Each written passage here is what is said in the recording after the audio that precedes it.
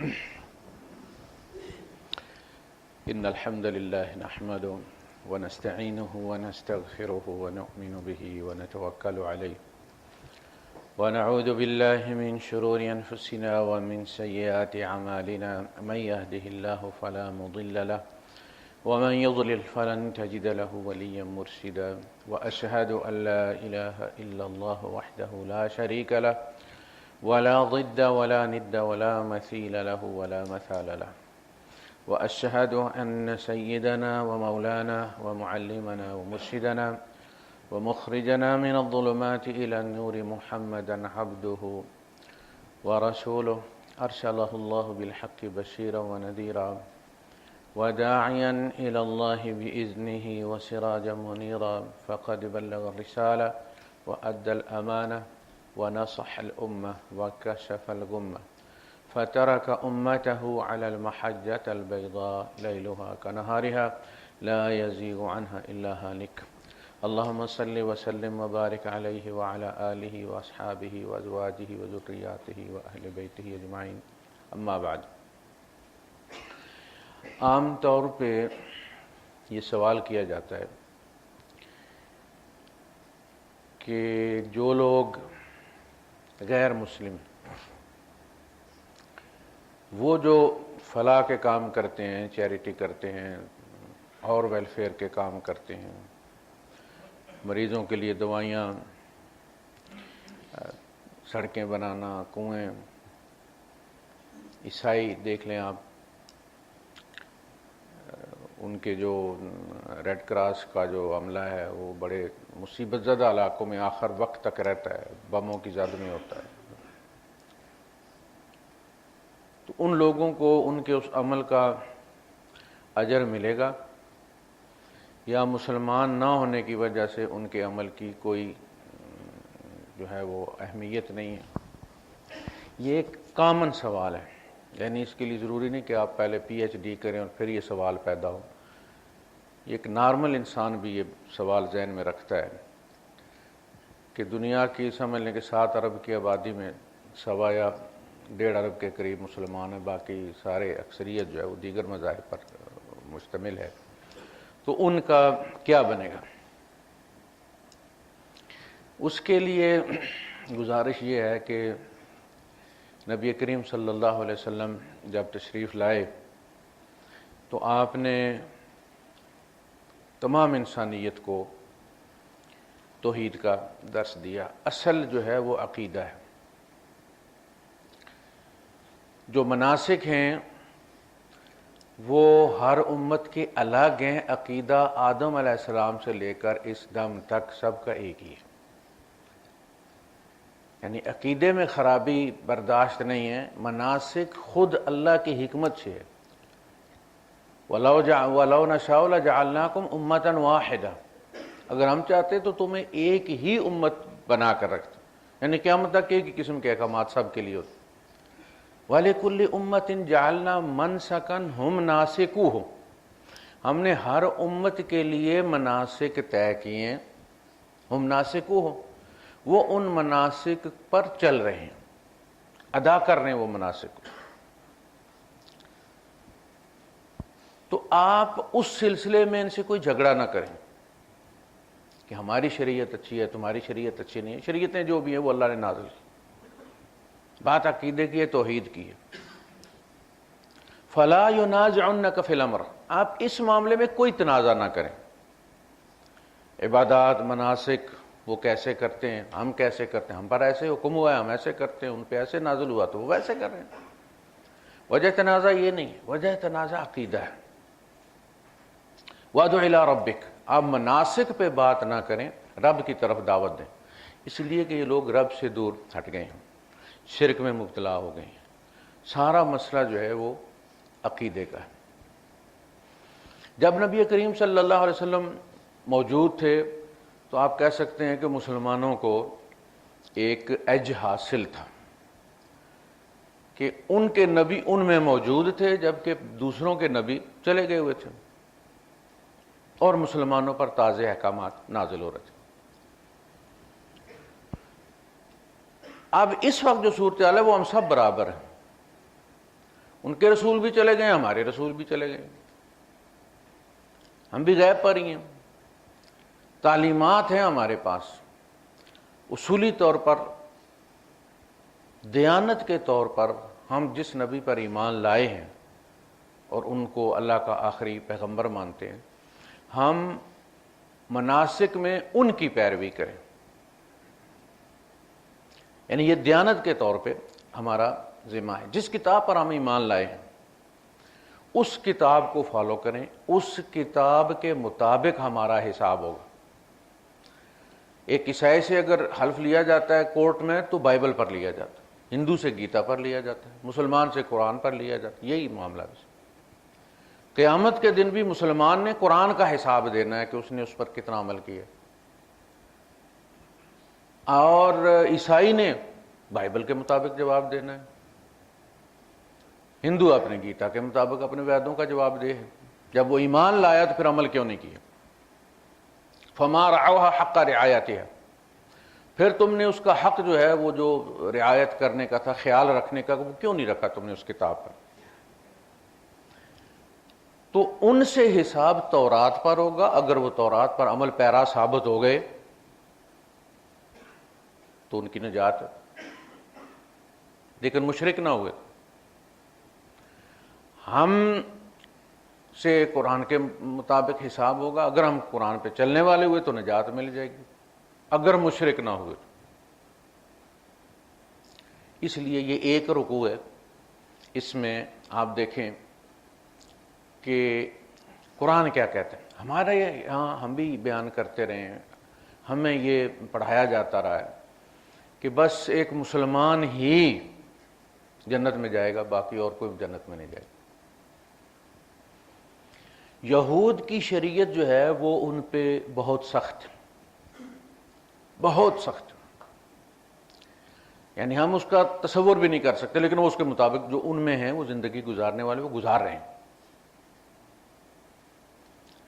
اور وہ سختی ان کے بڑوں کی، وہ جو ان کے اسلاف تھے اپنے نبی کے زمانے میں، جو ان کے ساتھ مستی کرتے تھے، اس کے نتیجے میں حلال چیزیں بھی ان پر حرام کر دی گئیں، سہل چیزیں مشکل کر دی گئی، یعنی چربی حرام نہیں کی گئی، کہا کہ فلاں فلاں جگہ کی چربی کھا سکتے ہو، فلاں فلاں جگہ کی حرام ہے۔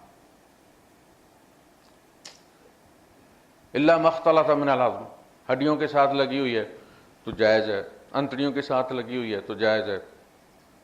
اب یہ کتنا مشکل ہے کہ آپ چربی کو پہچانیں کہ یہ کہاں کی چربی ہے۔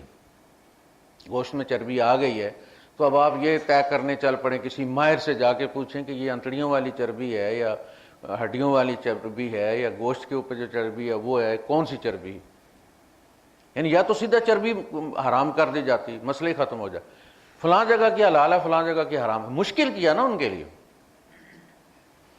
اس کو بیان کرنے کے بعد اللہ پاک نے فرمایا ذالک جزیناہم ببغیہم، یہ ہم نے ان کو ان کی سرکشی کی سزا میں یہ احکامات ان پر سخت کیے ہیں۔ موسیٰ علیہ السلام نے دعا کی تھی نرم کر دیے جائیں، فرمایا نہیں، یہ نرمی کے لیے ایک اور رسول آئے گا۔ انہوں نے گزارش کی تھی دونوں بھائیوں نے، الذین یؤمنون، یہ وہ ان لوگوں کے لیے ہے جو اس نبی الامی الذی یجدونہ مکتوبا عندہم فی التوراۃ والانجیل، جس نبی کو وہ تورات اور انجیل میں مکتوب پائیں گے، وہ جب آئے گا اس پر ایمان لائیں گے۔ وہ نبی یحل لہم الطیبات ویحرم علیہم الخبائث ویضع عنہم اصرہم والاغلال التی کانت علیہم، وہ ان سے ان کے طوق اور بیڑیاں ہٹا دے گا۔ یہ جو شریعت ہے ان کی یہود کی، یہ اصلاً طوق اور بیڑیاں ہیں، یعنی سزا کے طور پہ ان پہ نافذ کی گئی ہے سختی۔ اس سختی سے جان ان کی تب بھی چھوٹ سکتی ہے کہ جو نبی نئے احکامات لے کر آئے ہیں اس نبی پر ایمان لے آئیں اور پھر ان کی کتاب کے مطابق زندگی گزاریں۔ یہ ممکن نہیں ہے کہ وہ ایمان تو رکھیں تورات پر، انکار کریں قرآن کا، ایمان رکھیں موسیٰ علیہ السلام پر، انکار کریں رسول اللہ صلی اللہ علیہ وسلم کا، اور پھر آئیں اور آ کے کہیں کہ جی جناب آپ مہربانی کریں اپنی شریعت کے مطابق ہمارا فیصلہ کر دیں، یعنی ہمیں سہولت دے دیں، تو یہ تو نہیں چلے گا نا۔ سہولت چاہیے اس کتاب کی، تو اس کتاب پر ایمان لانا پڑے گا۔ اگر ایمان اس کتاب پر ہے تو عمل اس کے مطابق ہوگا، فیصلے اس کے مطابق ہوں گے۔ یہ ہے اصل میں موضوع ان آیات کا۔ اللہ پاک فرماتا ہے وَكَيْفَ يُحَكِّمُونَكَ، حکم جج کو کہتے ہیں، حکم فیصلے کو کہتے ہیں۔ تو کہا کیف یحکمونک، یہ آپ کو کیسے اپنا جج بناتے ہیں، فیصلے کے لیے آتے ہیں آپ کے پاس، کیف یحکمونک، یہ آپ کو کیسے اپنا جج بناتے ہیں۔ وعندہم التوراۃ، جبکہ ان کے پاس تورات موجود ہے، فیہا حکم اللہ، اس میں اللہ کا حکم موجود ہے۔ یعنی دیانتداری کا تقاضا یہ ہے کہ اگر تم تورات پر ایمان رکھتے ہو تو فیصلہ تورات کے مطابق کرو۔ تم اپنی کتاب سے فرار اختیار کر رہے ہو، جان چھڑانے کے لیے محمد رسول اللہ صلی اللہ علیہ وسلم کے پاس آئے ہو کہ آپ اپنی شریعت کی سہولت کے مطابق ہمارا فیصلہ بھی کر دیں، وہی فیصلہ ہم پر بھی نافذ کر دیں۔ اللہ کہتا ہے ایسے نہیں، یہ نہیں۔ وَكَيْفَ يُحَكِّمُونَكَ وَعِندَهُمُ التَّوْرَاةُ فِيهَا حُكْمُ اللَّهِ ثُمَّ يَتَوَلَّوْنَ مِن بَعْدِ ذَلِكَ، پھر اس حکم سے روگردانی کر کے یہ آپ کے پاس آئیں، آپ کا خدا کوئی اور ہے؟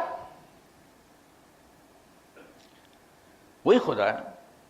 لیکن فورمین بھی جب ڈیوٹیاں لگاتا ہے، ایک پارٹی جو ہے وہ 5 بندے ادھر چلے جائیں، دوسرے 5 بندے دوسری سائٹ پہ چلے جائیں، تو وہ بندہ سکپ کر کے، فورمین ایک ہی ہے، کمپنی بھی ایک ہی ہے، وہ سکپ کر کے دوسری پارٹی کے ساتھ چلا جائے، نہیں میں نے وہاں جانا، تو ایسے مرضی چل جاتی ہے۔ فیہا حکم اللہ، اللہ کا حکم ان کو چاہیے تو وہ اس میں بھی موجود ہے، لیکن اس حکم سے یہ روگردانی کر کے آئے ہیں۔ یہی بات مسلمانوں سے بھی کہی گئی۔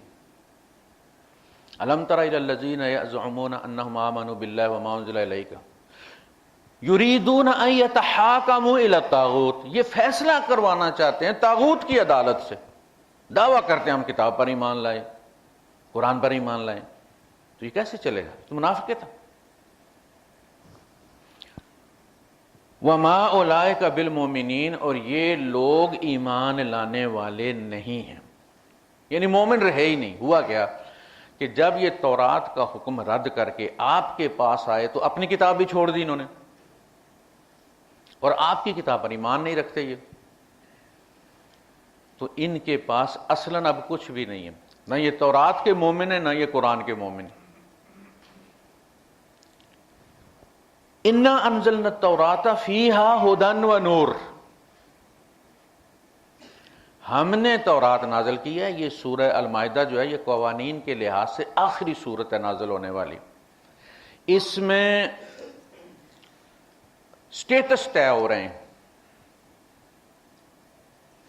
انا انزلنا التوراۃ فیہا ھدی ونور یحکم بہا النبیون الذین اسلموا، اس کے ذریعے فیصلے کرتے رہے نبی مسلمانوں کے، یعنی جو ان کی امت تھی، ہمارے آنے سے پہلے وہ مسلم کہلاتے تھے۔ پھر جب وہ نصارہ اور یہود بن گئے، شخصیات کی طرف منسوب ہو گئے، تو مسلم والی جگہ خالی ہو گئی، تو وہ امت مسلمہ ہم قرار پائے۔ یحکم بہا النبیون الذین اسلموا للذین ہادوا والربانیون والاحبار، نبی اور ربی اور ان کے صوفی جو بھی ہیں وہ ان کتابوں کے مطابق ہی فیصلے کرتے رہے۔ بما استحفظوا من کتاب اللہ وکانوا علیہ شہداء، اس لیے کہ ان سے کتاب کی حفاظت چاہی گئی تھی۔ بس کتاب کی حفاظت تبھی ہوتی ہے آپ اس کی تلاوت بھی کریں اور آپ اس پر عمل بھی کریں، عمل میں بھی زندہ رکھیں اور ٹیکسٹ کے طور پر بھی اس کو اپنائیں۔ فلا تخشوا الناس واخشون، آپ لوگوں سے نہ ڈریں، آپ مجھ سے ڈریں۔ یعنی جو احکامات نازل ہو رہے ہیں نئے، وہ یہ کوئی نہ کہ ہم صدیوں سے یہ کر رہے ہیں اور آپ نئی چیز لے آئیں، اس چیز سے آپ مت ڈریں۔ وَلَا تَشْتَرُوا بِآيَاتِي ثَمَنًا قَلِيلًا، اور دنیا کے مال، ثمنًا قلیلا کا مطلب ہے کہ یہ دنیا ساری اگر سونے کا گولا بن جائے، پورے کا پورا پلانٹ، یہ بھی آپ ایک فتوے کے عوض لے لیں، فتویٰ بدلنے کے عوض، تو آپ نے یہ ثمنًا قلیل لیا ہے، اس میں یہ ثمنًا قلیلا ہے، دنیا پوری۔ تو آپ دنیاوی لالچ میں فتویٰ تبدیل نہ کریں، کیونکہ یہ یہود کا یہ مسئلہ تھا کہ جو بھی پیسے والا جاتا تھا وہ پیسے دے کے تو فتویٰ تبدیل کرا لیتا تھا، وہ اللہ کی کتاب کی تحریف کر دیتے تھے، تعویل کر دیتے تھے اور فتویٰ اس کے حق میں دے دیتے تھے۔ غریب کوئی آگے چڑھ جاتا تھا تو اس پہ منڈ کی شریعت نافذ کرتے تھے۔ اس چیز سے منع کیا گیا۔ ہمارے یہاں بھی آپ کہیں چلے جائیں، پتہ چلے گا کہ جی فلاں، اچھا آپ فلاں کو چھوڑ کے میرے پاس آئیں تو آپ کے لیے کوئی گنجائش ڈھونڈنی پڑے گی، پھر وہ تحریف تعویل ہر زمانے میں لوگ کرتے ہیں۔ جسے کہا گیا نا یحرفون الکلمہ، یہی کہا گیا یحرفون الکلمہ عن مواضعہ، بات کو اس کے موقع سے ہٹا دیتے، کسی اور کانٹیکسٹ کے اندر اس کو لے کے پھر وہ تعویل کر دیتے۔ وَمَن لَّمْ يَحْكُم بِمَا أَنزَلَ اللَّهُ، اور جو نہیں فیصلہ کرتا اس کے مطابق جو اللہ نے نازل کیا ہے، فَأُولَٰئِكَ هُمُ الْكَافِرُونَ، تو وہ لوگ کافر ہیں۔ یہ کس کو کہا گیا ہے؟ یہود کو، کہ تم تورات پر ایمان لائے ہو، اس کو اللہ کا کلام سمجھتے ہو، اللہ کی شریعت سمجھتے ہو تم اس کو، اور فیصلہ تم اس کے مطابق نہیں کر رہے۔ وَمَن لَّمْ يَحْكُم بِمَا أَنزَلَ اللَّهُ، اور جو فیصلہ، یعنی یہ فیصلہ کرنا امتحان ہے تمہارے ایمان کا، کتاب پر ایمان ہے تو وہ فیصلہ جیسا بھی ہے تمہیں تسلیم کرنا پڑے گا، چھوڑو گے تو کتاب کو چھوڑ دو گے۔ تو یہ تورات کے بارے میں یہود کو کہا گیا ہے وَمَن لَّمْ يَحْكُم بِمَا أَنزَلَ اللَّهُ فَأُولَٰئِكَ هُمُ الْكَافِرُونَ۔ یہ جب آپ کے پاس آئے ہیں نبی تو کافر ہو کر آئے ہیں۔ لوگ حضور کے پاس آ کے کیا ہوتے تھے؟ مسلمان، کافر ہوتے تھے، آگے مسلمان ہوتے تھے۔ یہ اپنی کتاب کے مسلمان تھے، لیکن جب یہ آپ کے پاس آئے اپنی کتاب چھوڑ کے تو یہ کافر ہو گئے ہیں۔ اب ان کے پاس کچھ نہیں ہے، قرآن یہ ماننے کے لیے تیار نہیں ہے، تو رات کو اس طرح چھوڑ آئے، یہ بے دین لوگ ہیں۔ وَكَتَبْنَا عَلَيْهِمْ فِيهَا، اور ہم نے اس میں لکھا ہے، تورات میں لکھا ہے ان کے لیے، أَنَّ النَّفْسَ بِالنَّفْسِ، جان کے بدلے جان، وَالْعَيْنَ بِالْعَيْنِ، آنکھ کے بدلے آنکھ، وَالْأَنْفَ بِالْأَنْفِ، ناک کے بدلے ناک، وَالْأُذُنَ بِالْأُذُنِ، کان کے بدلے کان، وَالسِّنَّ بِالسِّنِّ، دانت کے بدلے دانت، وَالْجُرُوحَ قِصَاص، اور زخموں کا قصاص یا کفارہ، اس کا جو بھی ہوگا وہ حساب لگا کے تو وہ ادا کرنا ہوگا۔ ساری چیزیں ان کے یہاں موجود ہیں۔ قرآن کہتا ہے ہم ناسکو، وہ ان پر چل رہے ہیں، اپنے مناسک کے اوپر۔ فَمَن تَصَدَّقَ بِهِ فَهُوَ كَفَّارَةٌ لَّهُ وَمَن لَّمْ يَحْكُم بِمَا أَنزَلَ اللَّهُ، اور جو فیصلہ نہیں کرے گا اس کے مطابق جو اللہ نے نازل کیا ہے، فَأُولَٰئِكَ هُمُ الظَّالِمُونَ، تو وہ لوگ ظالم، بے انصاف۔ یہ بے انصافی ہے کہ آپ کہتے ہیں کہ میں اللہ کی کتاب کو مانتا ہوں لیکن میں فیصلہ جو ہے وہ اس کے مطابق نہیں کرواؤں گا، اس کا مطلب اللہ نے بے انصافی کی ہے۔ بے انصاف تم لوگ ہو، اللہ کا رشتہ دار کوئی نہیں ہے، سارے اس کے مخلوق اس کے بندے ہیں، وہ بلا تعصب قوانین بناتا ہے۔ اب اس کے بعد آگے یعنی یہاں جو بحث ہے وہ یہ ہے کہ اگر تورات پر ایمان رکھنے والے تورات میں نازل شدہ اللہ کے احکامات پر چلتے ہیں، فیصلے کرواتے ہیں اپنے، تو وہ اللہ کے بندے ہیں، اور جو نیکی کریں گے وہ ضائع نہیں ہوگی۔ وَمَا يَفْعَلُوا مِنْ خَيْرٍ فَلَن يَكْفَرُوا، جو بھی خیر کریں گے، بھلے کا کام کریں گے، اس کی ناشکری نہیں کی جائے گی۔ سورہ آل عمران میں اس میں کے بارے میں بتایا کہ بھئی یہ کچھ ان میں وہ لوگ بھی ہیں جو راتوں کو کھڑے رہتے، لیسوا سواء من اہل الکتاب امۃ قائمۃ یتلون آیات اللہ آناء اللیل وہم یسجدون، ساری رات کھڑے رہتے اور سجدے کرتے، سارے ایک جیسے نہیں ہیں اہل کتاب۔ اللہ پر بھی ایمان رکھتے ہیں، آخرت پر بھی ایمان رکھتے ہیں، اور اللہ کی آیات کے بدلے دنیا نہیں خریدتے۔ اور پھر آخر میں فرمایا وما یفعلوا من خیر، یہ وہ لوگ ہیں اولئک من الصالحین، یہ صالح لوگوں میں سے ہیں، جو بھی بھلائی کریں گے اس کی ناشکری نہیں کی جائے گی، وہ رد نہیں کی جائے گی، اس کا ان کو بدلہ دیا جائے گا۔ یہی بات تورات کے لیے، بھائی تورات ہماری کتاب ہے، فیہا ھدی و نور، فرمایا سورہ ہود میں ومن قبلہ کتاب موسیٰ اماما و رحمہ، اس سے پہلے موسیٰ علیہ السلام کی کتاب بھی امام بھی ہے، رحمت بھی ہے۔ وقفینا علی آثارہم بعیسی ابن مریم مصدقا لما بین یدیہ من التوراۃ، ان کے پیچھے ہم عیسیٰ ابن مریم کو لے کر آئے، یعنی موسیٰ علیہ السلام کے بعد، مصدقا لما بین یدیہ، تصدیق کرنے والے اس کی، من التوراۃ، تورات میں سے جو ان سے پہلے کتاب ہے اس پر کی تصدیق کرتے ہیں۔ یہ تصدیق کرنا کیا ہے؟ اس پر عمل کرنا۔ جب تک کوئی نیا حکم نہ آئے نبی پچھلی شریعت کا مکلف رہتا ہے، اس کے مطابق فیصلے کرتا رہتا ہے جب تک کہ کوئی نیا حکم نازل نہ ہو کہ یہ کرنا ہے۔ یہ ہے مصدقا لما بین یدیہ۔ بیت المقدس تک کی طرف منہ کر کے مسلمان نمازیں پڑھتے رہے، مکے میں بھی جب تھے تو حضور اسی طرح کھڑے ہوتے تھے اس رخ پہ، چونکہ اس کے چاروں طرف کھڑا ہوا جا سکتا ہے، حضور اس رخ پہ کھڑے ہوتے تھے کہ جس میں بیت المقدس کی طرف منہ ہو لیکن بیت اللہ بھی آگے ہو۔ مکے میں بھی آ کے 16-17 مہینے اسی طرح بیت المقدس کی طرف منہ کر کے نماز پڑھتے رہے۔ وہ کہتے ہیں جی کہاں حکم آیا ہے؟ اللہ کہتا ہے وما جعلنا القبلۃ التی کنت علیہا، آپ جس قبلے پر تھے اس کی طرف ہم نے آپ کو نہیں رکھا تھا مگر آزمائش کے لیے۔ تو وہ حکم کہاں ہے؟ وہ حکم وحی خفی میں آیا ہے جی۔ اس سے پتہ چلتا ہے کہ حضور کے ساتھ اللہ جو ہے وہ باتیں کرتا تھا، حضور کے ساتھ اللہ پاک ہر وقت باتیں کرتا رہتا تھا، اٹھتے بیٹھتے چلتے سفر میں حضر میں وہ آن لائن رہتے تھے، سوتے میں بھی اللہ اپنے نبی سے بات کر لیتا تھا، اس کا کوئی مسئلہ نہیں ہے۔ لیکن جس کو ہم وحی کہتے ہیں نا وہ وہی ہے جو اس قرآن میں درج ہے، جو اس قرآن حکیم کے اندر درج ہے، وہ وہی۔ باقی رابطہ اپنے نبی کے ساتھ اللہ کا ہر حال میں رہتا تھا، باہر رہتا تھا۔ وآخر دعوانا الحمدللہ۔